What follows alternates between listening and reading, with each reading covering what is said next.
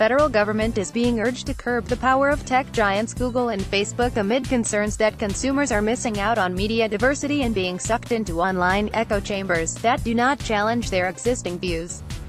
In a strongly worded submission to the Australian Competition and Consumer Commission's inquiry into the impact of digital platforms, News Corp says the digital behemoths possess substantial market power and are engaging in anti-competitive practices, preventing publishers from competing on the merits. Their practices have profoundly damaged the creation, distribution and consumption of news and journalism in Australia, News Corp said, with an increase in echo chambers, or filter bubbles, as a result of algorithms that prioritize certain types of content.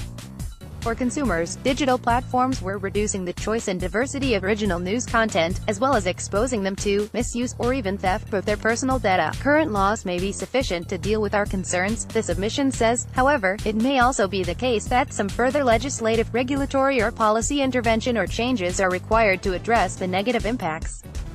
of the platforms on news and journalism, such as establishing an algorithm review board to analyze and remedy algorithmic distortions of competition. Publication of the 57 responses to the inquiry, which is due to report to the government in December, coincided yesterday with the closure of Cambridge Analytica, the British marketing analytics firm at the heart of the Facebook data privacy scandal. Facebook's ability to cause web traffic declines of up to 50% by tweaking how it determines what content appears prominently on the site was also raised. Fairfax Media's submission stated a preference for working collaboratively with the tech giants to arrest the dramatic fall in its advertising revenue.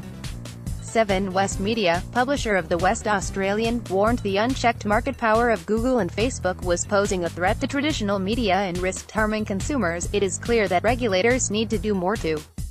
investigate and shine a light on the behavior of these two companies in data collection, and to consider whether the existing regulatory regime is sufficient to protect the interests of users, the SWM submission says.